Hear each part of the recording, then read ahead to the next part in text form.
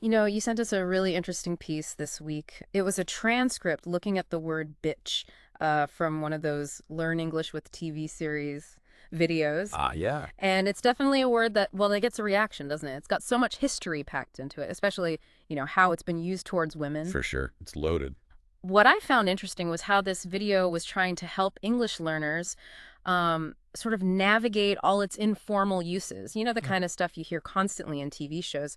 They mentioned Breaking Bad, for Oh, instance. yeah, Aaron Paul. He uses it a lot. Exactly. He wasn't holding back. So, yeah, our kind of mission for you today, listening in, is to really try and get under the skin of this word, Hmm. explore all the different ways it's used, understand the nuances, the impact, and hopefully you'll come away feeling a bit more clued in, not just, overwhelmed. Right, without your head spinning.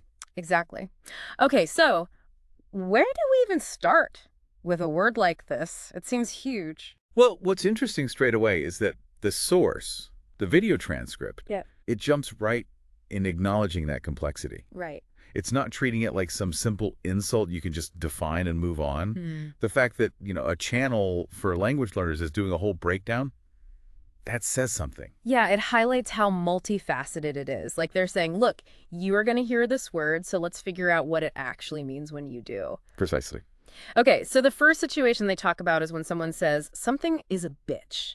You've probably heard that, right? Oh, yeah. The example they gave was learning grammar is a bitch. What's the feeling there? It's that feeling of something being really difficult or complicated, Yeah. maybe just plain annoying. Mm-hmm. It's not necessarily the worst thing ever, but it's definitely causing some friction, some frustration. Like when you're stuck on a problem at work and it just feels relentless? Exactly that. Yeah, that's the kind of ballpark we're talking about. That exasperated sigh. Okay, that makes total sense. But it's not always about your problem, is it? The transcript mentioned using it to show sympathy, too. Right. Yeah. Like, if your friend's car breaks down, you might say, oh man, that's a bitch. Yeah. And that's a great example of using it for empathy. Hmm. You're not the one with the flat tire, but you're saying, wow, that situation sucks. I feel for you. Right. It's acknowledging the difficulty for someone else. Mm-hmm.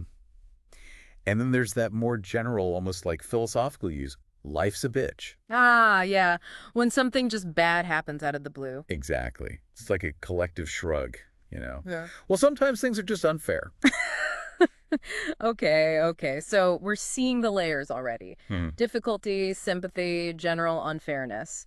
But then the transcript shifts gears a bit. It talks about make something or make someone your bitch. Right. And this phrase seems to split off in two really different directions. It does, doesn't it? So first, make something your bitch. Like their example. Make grammar your bitch. What's that about? That's about completely flipping that earlier frustration we talked about. It's about mastery. It's like you take that difficult thing and you own it, you dominate it, it doesn't control you anymore. So it's almost empowering, like, I refuse to be beaten by this thing. Exactly. It's a statement of intent. I'm going to conquer this. Yeah. And as the transcript notes, this way of using it usually feels less vulgar, less offensive. Right. But then there's the other side. Make someone your bitch, or saying someone is your bitch. Yeah. And this is where it gets really, really nasty. Highly vulgar.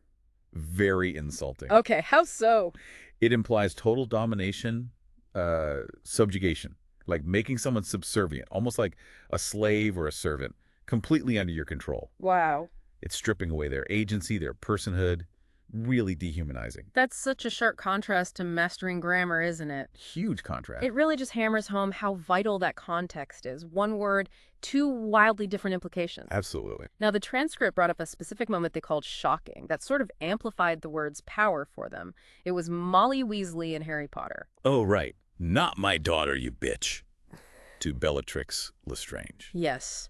Why do you think that specific moment landed so hard? Well, I think it's the shock value, isn't it? Yeah. Molly Weasley is consistently portrayed as this, warm, nurturing, almost sweet motherly figure. Definitely. So to hear that word come out of her mouth, especially in that context, fiercely defending her child from a deadly attack, it just underscores the absolute extremity of the situation. It's like all her usual kindness, her composure, is just overridden by this raw, protective rage. Exactly. primal fury. Shows that even the kindest person has a breaking point, and sometimes maybe only a word with that level of like visceral power can truly express that depth of feeling. Yeah, it's like the situation is so intense the word almost becomes purified, just pure defiance and love. It definitely sticks with you. It really does. Okay, so then the transcript gets into another subtle distinction. The difference between being a bitch and you are a bitch seems small but important.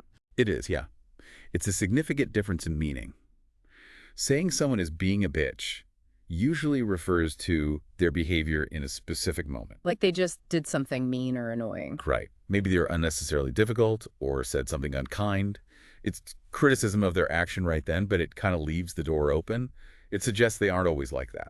It's not necessarily a judgment on their entire personality. Exactly. Whereas saying, you are a bitch, well, that's different. How so? That feels like a much more direct, fundamental attack on their character. It implies that being mean or difficult or unpleasant is part of their essential nature, who they are as a person. So it's way more damning. Like, this isn't just how you're acting now, this is you. Precisely. It's the difference between, say, criticizing a choice someone made and condemning them as a person entirely. And that's a really key distinction in how language impacts people. Definitely. Now, here's an interesting twist that the transcript mentions. We generally think of bitch as aimed at women, often negatively. Yeah, that's the primary association for many. But they give this example from The Simpsons. Bart Simpson sees a man gossiping and calls him such a bitch. What's happening there? That's fascinating, isn't it? Hmm. What seems to be happening is the word is being used to label the behavior with negative stereotypes often unfairly linked to women, like malicious gossiping. So Bart's not commenting on the man's gender identity at all. No, it seems much more about his actions. He's saying you're behaving in this negative gossipy way and using bitch as shorthand for that behavior, tapping into those harmful stereotypes. Right. And the transcript does point out we have other insults like bastard or stronger things typically used for men in similar negative contexts. Which makes you wonder why bitch gets used there instead. It kind of subtly reinforces the problematic idea that those specific negative behaviors, gossiping, cattiness, are somehow inherently feminine and therefore bad when a man does them. That's a really sharp point. It shows how language can carry and even reinforce these underlying biases, maybe without the speaker even fully realizing it. Absolutely. And that ties into the whole idea of cultural context and the emotional weight these words carry. Yeah, the transcript made a great point about language learners maybe missing that sort of built-in filter that native speakers have. Totally. For someone who grew up hearing English, a word like bitch comes with this whole lifetime of associations, hearing it used angrily, maybe getting told off for saying it as a kid. Right, that childhood correction filter. Exactly. Learners don't usually have that same gut-level visceral reaction tied to the word itself. They might know the definition, but not the emotional baggage. Which can sometimes lead to misunderstandings or maybe using it in ways that sound off or even offensive without meaning to. Yeah, potentially.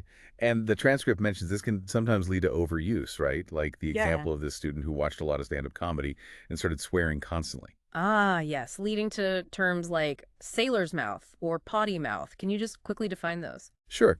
Sailor's mouth is just a common idiom for someone who swears a lot, uses foul language frequently. It comes from the old stereotype about sailors, you know? Got it. And potty mouth. Potty mouth is similar, but often used more for children or sometimes humorously for adults. It implies their language needs cleaning up, like they're using toilet words. Okay. And the advice from the source was basically just because you hear Jesse Pinkman say it 1,000 times. Doesn't mean you should sprinkle it into your daily conversations. Right. It might not land the way you think with native speakers. It could just sound crass or try hard. Exactly. Which leads to that idea of tactful use of cursing.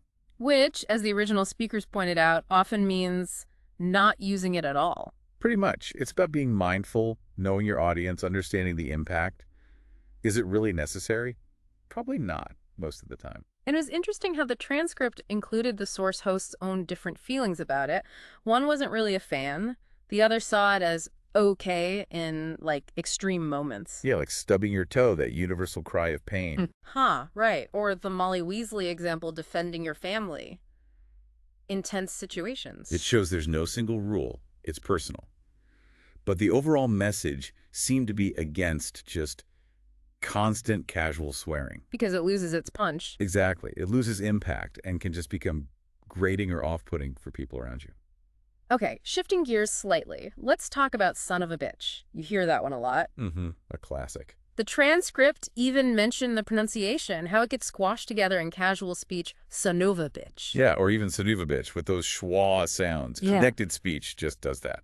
It's common in movies too, right? Sometimes plural sons of bitches. Definitely. Action movies love it. But what was really interesting was the transcript mentioning it can sometimes be used almost endearingly. Wait, really? Endearingly? Well, maybe endearingly is too strong, but less aggressively. They referenced that bit in Predator, where Schwarzenegger greets his old friend Dylan with, "Dylan, you son of a bitch." Oh, I remember that. It's like this rough, backslapping way of saying, wow, it's you. Exactly. It acknowledges shared history, maybe some rough times together. It's definitely not a compliment, but it's not pure venom either. Though the transcript did caution that specific usage might be a bit dated now. Yeah, maybe less common.